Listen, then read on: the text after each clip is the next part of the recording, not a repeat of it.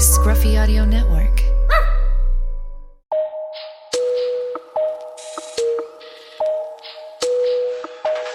The old clap.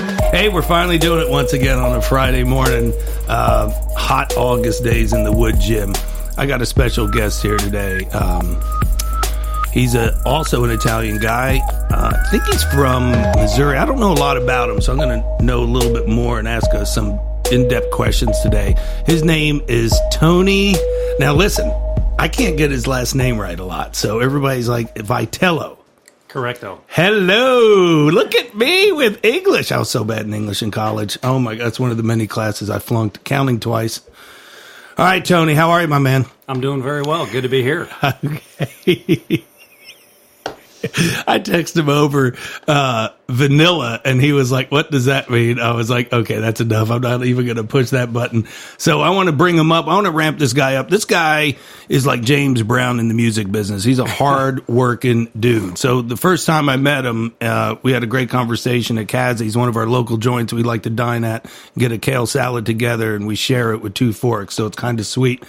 He goes, we don't want to tell everybody what we do, but he goes, gets after it. Tony, I always open up the show with a question for the athletes or the CEOs or whoever's rolling through here at the Woodgym of type A personality guys. You're one of them. I wanted you to be in here. You come work out in the morning some. You're a busy guy. I love your energy. I love your grind. You're a Woodgym guy. When did you know that you were different? But with you, since you're a coach, when did you know you wanted to be a baseball coach? You know, I think the writing was on the wall. I was always kind of on the grind to make the team because I wasn't the highest skill level guy. And, you know, I finally adopted that work ethic. I think my first year at University of Missouri, which was my third year of school, I came from a junior college. And, kept pushing and made the team. And I knew that being a part of that team was going to help me coach at the highest level of college baseball. There's kind of an unwritten rule that you kind of coach at the level you stop playing at. There's not many NFL coaches that didn't play in the NFL. Now, there's exceptions to that rule and some pretty good ones, but it's, baseball is a game of percentages. That's how my brain's always thinking. But I think when I kind of knew that I was going to make that team at Missouri and be a part of a Big 12 conference team, I knew that I can then have one foot in the door to coach when my time was done playing. So we have this summer, I've had tons of junior college guys. So is that a route that a lot of people take? Yeah, unfortunately, we live in a day and age, you and I were talking, where you base whether your day was good or not on how many likes you got on social media and how much you can brag or stick your chest out based off of that stuff, as opposed to like type A personality, what you say, what you did with your day, substance-wise, seems to have lost value. And what you can do in junior college has a lot of substance. You can really grow as a young person, regardless of what sport it is, and you can get the repetitions you need to become the best overall player you can be. But what you don't get is to fly the flag outside your parents' house. I play at UT, or the checkered, orange and white all over the place. And you could insert other schools as well. But it's a pride check a little bit, to be honest with you. And unfortunately, some people look down on that route. But I think a part of being a great athlete is know thyself. And for me, like I said, I knew I just was going to be good enough to make the team. I wasn't good enough to be a superstar in a Big 12 conference, but that path I took was going to be one, like I said, that opened up other doors like it did for coaching. So the junior college route, I don't know if it's different for football. Most of my football guys that do the JUCO and then go over to UT for 2 years or wherever they go, it's usually grades. But I had a kid this summer, Ross McHenry, Michael McHenry's cousin, that played in the big leagues, and I trained for 12 years. He was at MTSU as a catcher. Now he's at Motlow State, and his goal is to get over to UT. Mm-hmm. So that's a different route, isn't it? No, it is. That's kind of what I did. I went from a 4-year school that was really small, went to the JUCO so that I could go to a bigger school. Now, MTSU isn't a small school. It's a mid-major that's a pretty good program. But it's all about, I heard a very smart coach speak once, and he said it's very important to go to the point you want to be at. So look ahead. What's your vision? What's your goal? What's your end game? And then you got to press rewind on the VCR and be realistic about where you're at now. And then you have to map out that kind of roadmap, actually is the way I should say it, between point A and point B. And a lot of people just see the end game. That's what I want. That's what I want. And we live in a day and age of instant gratification. And all the people that come through here and work in the Woodgym, they have that vision, but they know it's not just a want it, or snap your fingers and it's going to happen. You got to press rewind on the VCR and say, where am I at now? And then these 2 points are pretty distant. So how am I going to do it? Or what's the grind to get me from one point to the other? So do you recruit? Do the junior college people, do you have more than normal on? I know you have a huge roster. Right. How many do you carry on a roster right now? Well, you're allowed to have 35. Our target is always to have 40. And we've been through a little bit of a filtering out process of, the old coaching staff to the new coaching staff. It doesn't matter who you are, who you're following, how great anyone was, or how much better this or that is. You want to be in a boat with the people that you've selected so that if it goes down, there's no regrets. And if it sails correctly, you feel good about the decisions you made and you have 100% ownership in the thing. So, we inherited some nice pieces, but we're getting to the point where it's kind of 100% our boat. And doing so, my goal would be to have 40 guys and, eventually you have to cut it down to 35. Sometimes that happens by way of injury or attrition, or you just have a guy like myself as a player that, isn't quite ready or isn't quite good enough. So he's got that option to, you want to stay here and stick it out and find a way to prove people wrong or make a jump that's necessary to play at this level, or do you want to move on? And sometimes it's not a bad thing to move on, because that junior college route that some of the guys you work with are taking, they're taking the necessary steps and kind of taking the sacrifice now, enjoy later approach, because they're going to get repetitions they normally wouldn't have gotten. Yeah, because I got guys from, all these schools, Motlow State, Walter State, Roane State, and all these kids that come in here are grinders. I mean, they're Woodgym guys, they're getting after it, but it's not like they're going off to the University of Tennessee where, the clubhouse is gorgeous, right? I mean, where the guys are spoiled, and I don't want to cut you off, but it popped into my head. I experienced junior college. We would go on the road and get $5, and you'd go into Burger King, and you wouldn't order based off of what you wanted to eat. You'd order, how do I get as much food as possible for $5, because that's all I get. Our guys go to Cheesecake Factory, then they go back to the hotel and they get massages and treatment and, on and on and on. So it's like the show compared to the guys that I train again that are taking the buses and have this much, right? Yeah. But the point I got excited about is junior college is almost kind of a parallel to the Woodgym. It's, the Woodgym to me is a place where, it's got character, if you want to call it that, but it's not fancy. And it basically makes the statement, you're not going to buy what you want to get. Harrison Smith, if you want to be all pro in the NFL, or you want to win a Super Bowl, you ain't buying it. And unfortunately, as time goes on and there's more infomercials and there's more things you can just buy on your iPad, or, you listen to a David Goggins podcast or yourself, just because you listen to the damn thing doesn't mean all of a sudden you're going to be a superstar. And just because you order the ab dolly online doesn't mean you're walking around with a six-pack 1 week later. You're going to have to actually do the work. Those things may help in the process, but I think there's a mentality too much, especially now with the training that you can always buy and the equipment you can buy. I'm going to buy my way to what I want.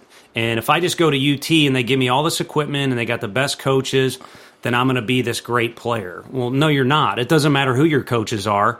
They should help you just like you help people in here. But how many people have you had in here that don't have success, that don't do more than you ask, or at the very least meet your high demands in the middle? And that's a what a segue to the next part is that's what we're talking about. Is like, it's not, to me, like you said, it's different with a big time coach like you with the recruiting of, hey, we have to have this facility. Well, my facility to me is state of the art. And we have that quote on the webpage, it's not state of the art, state of the heart. And you still have to do it. And the biggest thing everybody talks about now is, like you said, like the Abdali's online coaching. And it's like, well, you still have to have that program and you still have the will of the want to do it. Now, going back to the recruiting and having your team, do you find it the same way? You sound like me. The parallels of what we do is really cool. And I think that's why we hit it off, is the authenticity and the integrity of the Woodgym has to say the same. So it's just like Rocky 3 when Apollo takes Rocky down to where he trained and said, see every fighter, see the eye of the tiger, see what that is. Everybody in here is the same way, but they're my guys. And if you're not, usually weed out. I don't have to cut. If I fire somebody, it's usually cause, the parents overdoting, or we're not on the same page, or the kid's just not doing anything. Cause as you know, there's no sign on the building. There's no marketing. My marketing is the product on the field or on the court or on the track. Do you find that when you took over the UT baseball program, that you're like, okay, some of these guys aren't Tony V guys, and I got to figure it out. And then once I get my stable of horses, now we can run. A little bit. And yeah, I know there's no signage out front. I couldn't find the place when I first came. And it was winter time, which in Tennessee isn't as bad as St. Louis, where I'm from. But Rocky 4 was kind of what I was thinking. When you go to Moscow and you train in the snow and you just grab whatever, you grab a hammer or an axe and start chopping. It was cold as hell in here. Yeah, you start chopping away. But that's what makes it great. And actually what you said, about being a Tony Vitello guy, or I should say our coaching staff, was something that I actually warned others not to use that phrase. And Dave Serrano did a really good job of, I think, getting us back to a neutral ground, whereas UT baseball had kind of dug itself a hole. And it wasn't about whether you were the old coaching staff's guys or our guys, because it doesn't matter who recruits you, or, I know you like saying that, this guy's a Petrone guy, because that means he's a type A personality, is what right, but I didn't make him that way. See, that's what I wanted to say. Yeah, they found their place and was like, this style's for me. This is what I like. Right. And the one good thing about Instagram or Facebook or whatever that stuff, MySpace is, where I'm at with all that stuff. I'm not on any of it, but you're creating your own brand via social media. Well, we tell our guys too, you do that every day. So Redmond Walsh was our closer. He's not, Dave Serrano's group recruited him. Frank Anderson's his pitching coach, I think, has really helped him. All those people are just support system in that. Redmond Walsh is the CEO of Redmond Walsh. And it's up to him to create his own future. And I haven't done it yet, but back when we had Max Scherzer at Missouri, we had T-shirts that said, create your own future. And part of that was about the individual, and it kind of came from the edge of, we were a northern school in a southern conference, and people put ceilings on what University of Missouri baseball could do at that time. Well, for a couple of years there, we had the best pitching staff in the country. And it was because there was a very unique group, and they all stay together on group text. I'd be fired if anyone ever read those. But they got a bunch of characters in that group, and they had some attitude to them, and it was they were going to create their own future. You weren't going to tell them what they can and can't do, including me. I was coaching them. I was going to give them a program and put them in an environment I thought could help produce success, but those guys created their own future. So, okay, so you're saying when you got here, hey, whatever I got here, I'm Tony with my coaching staff. I'm going to make it work. Or, because it sounds like you're saying both, is, hey, I had to trim some of the fat off the steak to make it our coaching philosophy or our coaching ways, correct? Yeah, I mean, there was a direct statement to the team that everyone has a blank slate. There were some guys that were labeled basically the causes of lack of success the year before, some of the struggles. There were guys who got suspended as they should have been. Gave everyone a fresh start. That's one of the positives about switching jobs. Switching jobs sucks. You talk about moving and picking up the pieces. You don't know what you have, what you don't have.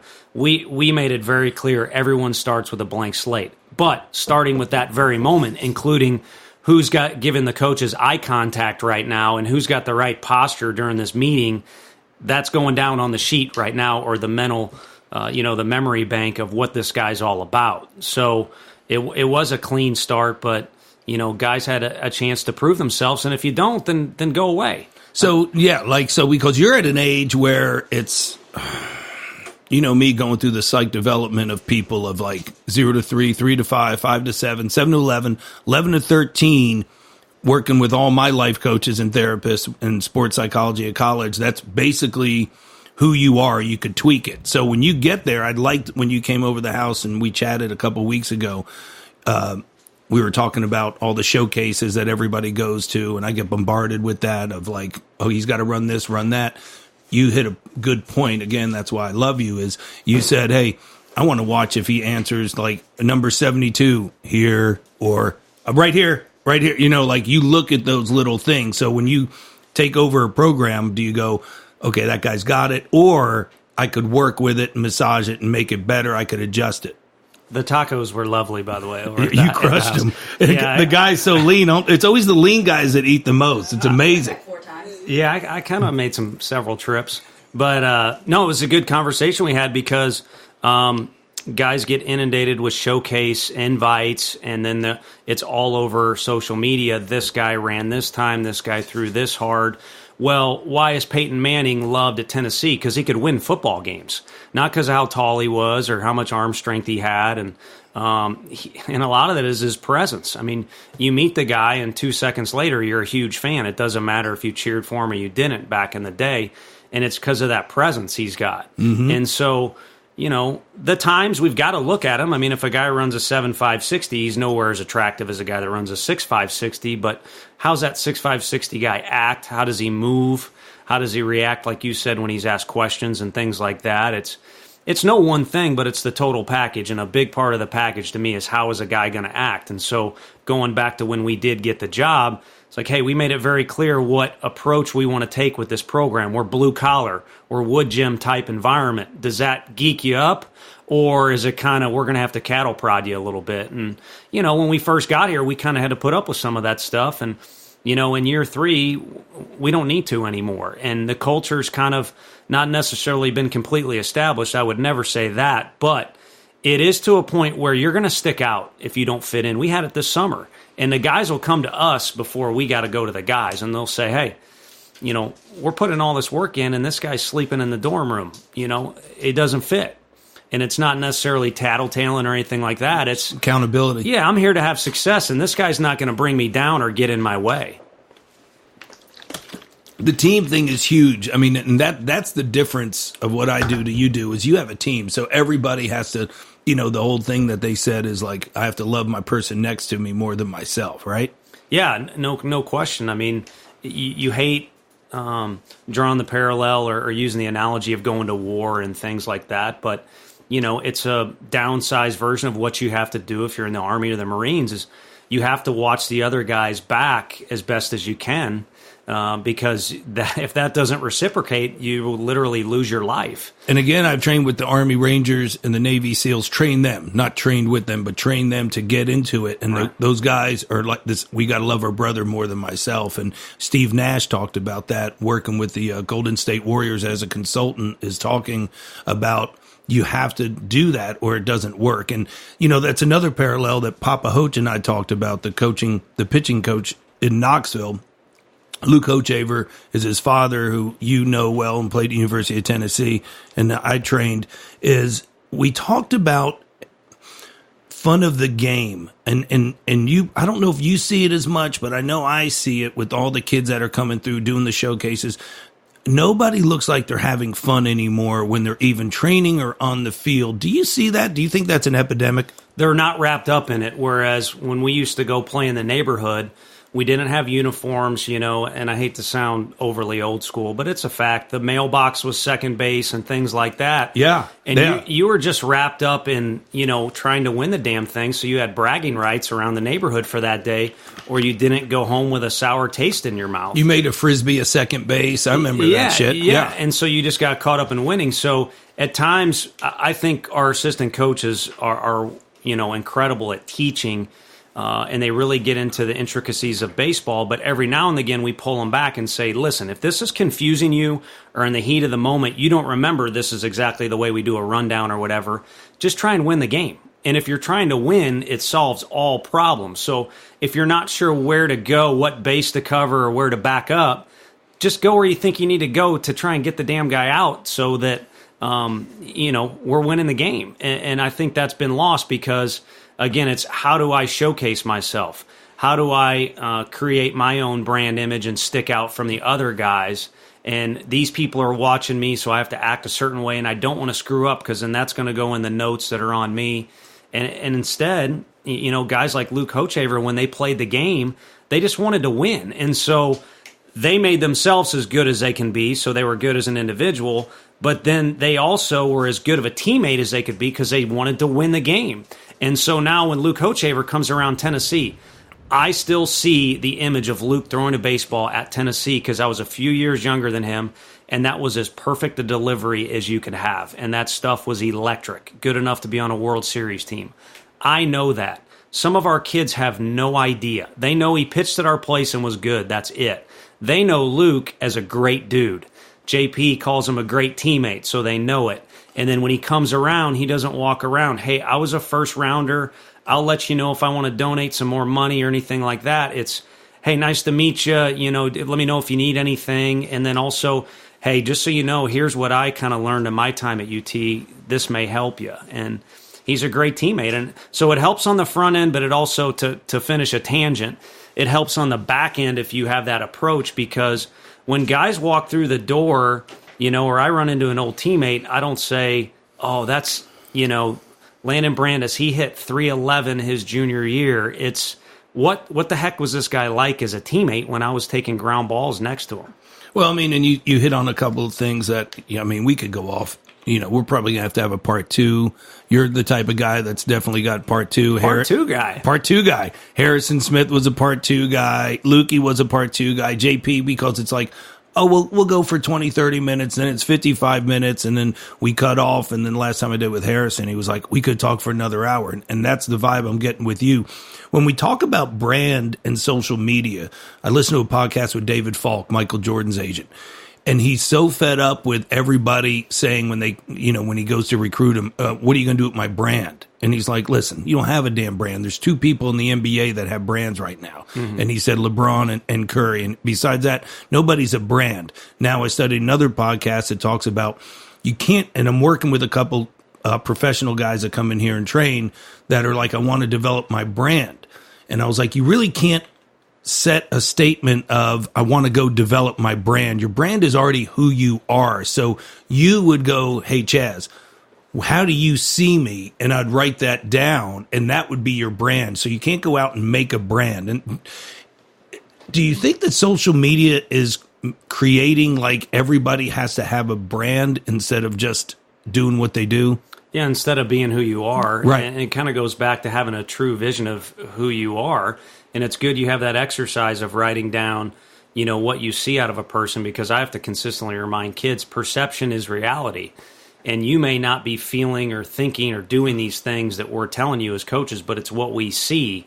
Like when we coach you and you put your head down and you don't listen or shake your head, then we think you're not coachable. And that may be the most inaccurate thing in the world, but you have to learn and adjust based off of who you are. And who you are is not going to, there's not going to be a 180 reversal. I mean, there's a lot of years, 18 or 19 years that led up to a kid being at our place. We're not going to reverse time or, change entirely who they are. That's what we talked about is how do you tweak that? Do you go, okay, I could tweak that? Or, oh my gosh, this kid's not the UT program, because I met your coaches. You were so friendly and gracious to have me up there. And I love your strength coach, your pitching coach. The trainer's been up there forever. So I finally got to meet him. Yeah, Woody. Yeah. So I got, I've heard about him from Yanni to JP to Luke to Helton, all the guys. So you have a great environment, and you also have that authenticity that we talk about is like, this is a whole, everybody's on the same page. So do you find a player that you can't tweak? I don't think so unless he's not cooperative. I mean, Frank Anderson is our pitching coach, and I think he's the best in the country. So you think everybody, I'm sorry to interrupt you, but do you think everybody is coachable? You think they could switch and turn and adapt and adjust to what we're trying to do or buy in? I think everyone has that possibility, and as a coach, you're not competitive. I mean, we don't get to play in the game anymore. So you're not competitive if you don't want to keep getting at a kid and trying to find that avenue how you're going to get to him. And that's what I was leading into, is the way Frank coaches pitchers is perfect for this day and age, even though he's our most experienced guy. I'm not allowed to call him our oldest guy, but he's been around for quite some time. So you'd think he's old school, but he's not. He's perfect for this day and age because he finds out what's going to work for this kid and what does this particular kid need? How do I get to this kid? And then he'll do it. So there's a system for each. If we have a pitching staff of 16 or 17 guys, there's 16 or 17 different programs or plans he has in place. And of course, it all falls under an umbrella of this is Frank Anderson pitching or UT pitching. That's how we're going to do things. But then as it starts to kind of, spokes come off of that wheel, it's going to be how do we get to this guy? And eventually, you got to meet him in the middle. Or like I said, a lot of the guys you train meet you in the middle like a maniac here, and then they take it to the 10th degree because they're also focusing on sleep when they're not away from here and the right diet and. Well, you know what? And I guess that's why hopefully we have a great relationship for a long time, because there's a lot of parallels that we have together. You just talked about one thing that I was raised on from Radomir Kovacic, one of my mentors from Yugoslavia, is each athlete is different. So you just can't have one program for everybody. So everybody that walks in, somebody has a 10-yard start different than Harrison Smith. So I don't teach anybody the same way. So it's not a CrossFit program. It sounds like it's the same way with the pitching coach, or even your whole philosophy is you work with each individual athlete, what they're bringing to you, and then their strengths are their strengths. Like Radomir taught me, God bless his soul, is you better work the strengths a lot more than the weaknesses, because the weaknesses you could only bring up 2 points, where the strengths you could bring up, you know what I'm saying? Sure. Like work their strengths of what they do, even if it's unorthodox, how the speed works. And even the USATF certifications and all the stuff that I have, they teach this step, that, and it doesn't work across the board. That's amazing that you do that, and you find different athletes different ways. And I always have one thing I always say, and you'll probably agree with it. Some athletes you slap on the ass, good job. Some athletes you could kick in the ass and go, that's horrible today. We got to get better. And you got to find how to make each athlete work. And yeah. I think you're a genius at it. I really do think you have some special qualities. Well, I don't know how to respond to that. That's a big compliment. I do know, though, that you'd be out of a job if you kick anybody in the ass. If you slap anybody on the ass nowadays, you're definitely out of a job. Welcome to the Woodgym. You're definitely, well, and here, for some reason, you get away with it, among other things. Yeah. But no, for our sport, in all seriousness, and not that our sport's better or worse than any other, but our sport mirrors life more, and it falls into what you're talking about more, that you have to be comfortable in your own skin for it to work. And if you look at the Red Sox play the Yankees, you're going to see 2 different lineups, 18 different hitters with 18 different stances, different body types. Whereas a sport like football, the Bill Belichick approach of discipline, this is the exact way you're going to do it, read the playbook. It's, again, I don't want to say... It's his system. You fit into it and adjust or you're out. I mean, like it or not, the more you can turn your guys into robots, on the football field, like your offensive linemen, if you can get them to have the exact same footwork and behave the same way, that's where the strength lies there. Joe Madden, who takes over the Chicago Cubs, and I think his crazy ways have maybe run their course in Chicago with people, but at the time, they have him to thank for that World Series, in my opinion, because they had the talent, but he brought the talent out of those guys by allowing them to be who they are, do certain things that were unique to them, and it really kind of let guys be comfortable in their own skin, and therefore the whole team was very comfortable. And it carries over in so many ways, including the fact, like, hey, okay, I'm facing this pitcher, and he's an all-star. He's better than me, but this is who I am, and this is how I'm going to beat him. And, same thing as a team. Hey, that particular year, we're the Chicago Cubs. This is our thing. We don't care who you are. If you're on the tracks, we're going to run you over. And it's so incredibly crucial with our sport, because a lot of kids don't know who they are. They think perfect game ranked them this, that, and the other, so they're a superstar.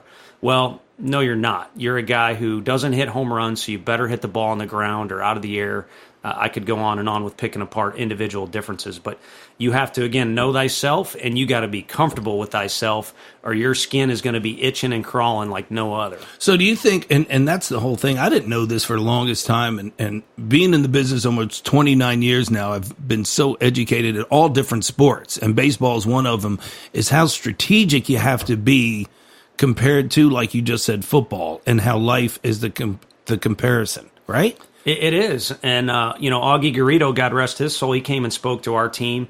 And one thing Augie wanted to do is create children's books that kind of use baseball as a teaching tool for life, because a lot of baseball is overcoming fears.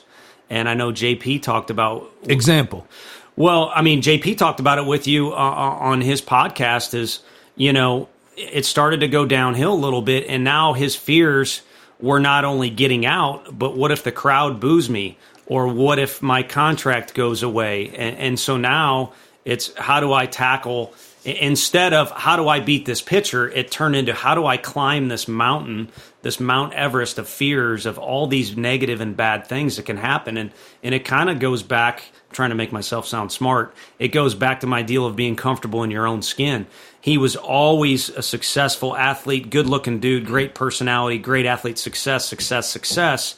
And yeah, there were some failures, but more than normal started to pile up, and now it becomes this mind game that really starts when you're a young kid. When you get on the school bus, your fears of, hey, what if I get on this thing and I have no one to sit next to, or they make fun of my outfit, or things like that. And there's people smarter than I and wiser than I that can bring up great baseball examples with what I'm talking about. But just in bringing it up, I think people are smart enough to kind of see where we're going. Well, we talked about that even before we started the show when you were getting your pump on, your Thursday morning pump on. It was a burn some calories so I could eat as much Chick-fil-A as you provided. It was a private one-on-one session with Tony V. We talked about sleep, and then I brought up the point that I've been listening to on all these podcasts now is like people concentrate on sleep so much so it gets in their head of not sleeping.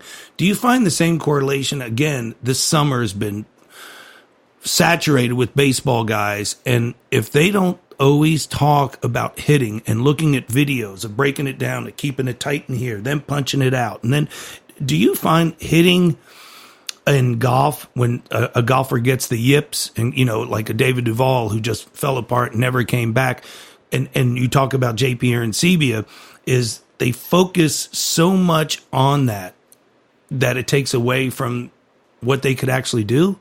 Yeah, I think so. I mean, I think you can get... Do you understand what I'm saying on that? You can get too narrow-minded on one topic, and you end up burning a hole in yourself because you're doing so, but... overthinking? Yeah, no question. Overcomplicating anything it can be the root of businesses failing or whatever it might be. And I haven't had the good fortune of meeting Jimmy Haslam, but you have him in here, and I've watched interviews and I've seen what he's doing with that organization. I'm willing to bet there's a lot of simplicity involved in what he does. And speaking of that sport, you talk about the Packers back when Lombardi had them. It was, hey, we only got 4 or 5 plays on offense. There's not a lot of trigger, but we're going to master those things like no other. I read his autobiography, and it's exactly what he talked about. Yeah, and so it was kind of find a simple thing to do. And it's kind of what you've talked about with me before, too, is, I don't know, plumbing, real estate. You may know something about those things, but I'm willing to bet you're definitely not an expert. But you, like a lot of other successful people, have honed in on one skill and you've mastered it. And so I think, there's a delicate balance there. You want to find what your why is in life, and you want to attack it and be passionate about it. But if you start to ignore everything else that goes on in the world, and that's all you do, like, some football coaches at football. Well, what about taking your wife to dinner? Next thing you know, you're divorced. So I don't know if that is gone in the right direction as far as answering your question. No, it is 100. But I think you have to know your why. Everyone knows that. That's on Instagram, and it's a famous cliche. It's not quite a Patronism. Right. Patronisms are way greater than cliches. Well, your why is you, because you've talked about that. And this is the guy that I was talking about, is you can't fake passion, and you can't coach it. And you're so passionate about baseball. So your skill set is the same as a Jimmy Haslam, the same as a Brian DeBus, the CEO of DeRoyal, the same as a Todd Helton, who's a brother to me. He's not a friend. Yeah. He's a brother to me. As you talk about how he goes, Todd's simple. When you look at Todd, baseball player. Like, there's not all these different things he does and he's great at. He's baseball and hunts, and that's about it. You know, and that's what you get from Todd. And with you, even at dinner, eating with us, I mean, you took 2 phone calls. And I'm like, this guy's never off. And I did think I text you of like, okay, I know where you are in life. I know your age and I know your why. And now at 51, you could go, this is where I am. This is how I am. But you remind me so much of me, of the grind, the travel. I mean, you went back and forth to California. Then I was like, okay, how can he turn that off? Like I was telling you with Jim Williams, my life coach, is like, how can he be Tony V and just sit at this table and give me some vulnerability of who else is he? You know, how was your growing up? How was this? You know, what are your struggles? But it's all baseball. Now talking to you, it's like your knowledge, your plethora of knowledge with baseball.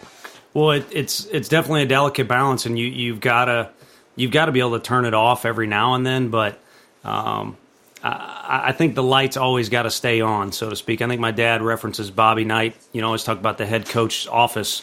The light always stays on. So again, it's got to be some extent, and that's because it's your why. And you know, you brought up Todd. I mean, Todd was a warrior, and that's why he was good at football. That's why he's a good competitor. But part of your why is, you know, you're led into that. He was so skilled at hitting that warrior status streamlined into hitting, and you know, it was his passion forever, and it engulfs you. And so, again, I think you fall short of your goals if you don't completely submerge yourself in what you're trying to do and who you want to be. But I wish we had that magic answer for how do you also involve some other things in your life that bring value to when you're submersing yourself and you're trying to make the Cleveland Browns the greatest, you know, organization or team that particular year. And you're 100% right with Jimmy. Is we just talked a couple days ago, and he comes in 2 or 3 times a week and trains at the Woodgym and gets this the same way. Is when he took over that team, I remember him sitting on the bench. I was handing him dumbbells. Yes, I hand Jimmy Haslam dumbbells. He's probably one of the only guys I hand dumbbells to. Is I wanted to ask, how do you like owning the NFL team? I said, have you learned a lot? And he goes, I learned that I have a lot to learn. So then when he was going back and forth from Pilot to Cleveland so much, I pulled him in the office and I was like, hey, Jimmy, I said, you ever thought about simplifying? I said, you run Pilot like a well-oiled machine. You know the ins and outs because of one thing. You're there 24/7. You're not with the Browns 24/7, so you're not putting your Tony V mark on it, your Jimmy Haslam mark on the Browns. They don't know how hard you work. They don't see you working and up at 5 a.m. training and doing everything you do. Said, I suggest you give that more time and keep it simple. And, you know, he actually took my advice, and I think he's turning it around because no houses here in Knoxville, and he's up Cleveland rocking and rolling. Yeah. And it's something about being simplistic that's not bad, you know, and it's biblical. It's great life coaches of like, this is what I'm doing. Yeah. I'm running a Woodgym and I'm okay with it. And part of that simple formula is exactly, you know, kind of what you're getting at, I think, with coaches. They get caught up in listening to podcasts and educating yourself. Like it seems like you've kind of turned yourself into a ninja by learning from guys with Radomir, and if that's the right Radomir, I don't even know how to say his name. He's from So that's pretty impressive. But at the end of the day, it has to be you. So if you take over a Papa John's location or whatever it is, the last guy might have been real successful, but you can't copy exactly who he was. You have to know who you are, what your why is, and then just be you with it. And a lot of times it's not necessarily the plan you have, but it's believing in the plan and everyone else being on board and having conviction behind it. So, you know, a great analogy for that is a pitcher up on the mound. Hoach, you know, the catcher calls the wrong pitch, the scouting report's wrong, or Hoach is determined he wants to throw this. It doesn't matter if it's the right pitch. It's if he's got conviction behind it.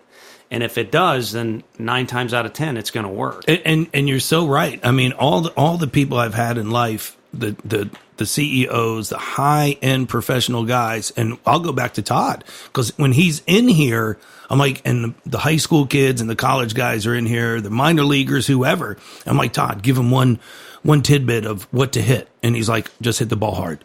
Exactly. And he breaks it down that much of just hitting the ball hard. Does that make sense? Yeah, unfortunately, it does. You wish you could spell it out and give kids a list of, if you do these 20 things, you'll be a great athlete. You do these 20 things, you'll be a great hitter or pitcher. But you just do the thing. And I forget what the philosopher was, but it's literally the phrase, just do the thing. Whatever the thing is you're trying to do or who you're trying to be, just do the thing. Mm-hmm. But a lot of people don't do that. And I'm not patting myself on the back because I'm built like a 12-year-old. But, for me, I've kind of figured out I'm not a world-class athlete. I just need to do something every day to burn calories. It doesn't have to be set aside an hour and a half and warm up and cool down and follow this exact program.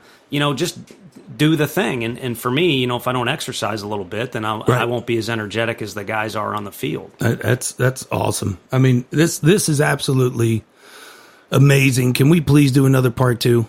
Is there going to be food? There's going to be more. Holly, more food? Of course. You got it. Does this bottle of whiskey always stay closed, or round two? Does that open up? It's there. Tony, man, it's been a pleasure. I love it, and we'll definitely do a part 2. Thanks for coming through. You bet. Thank you. Appreciate it. Thanks, buddy.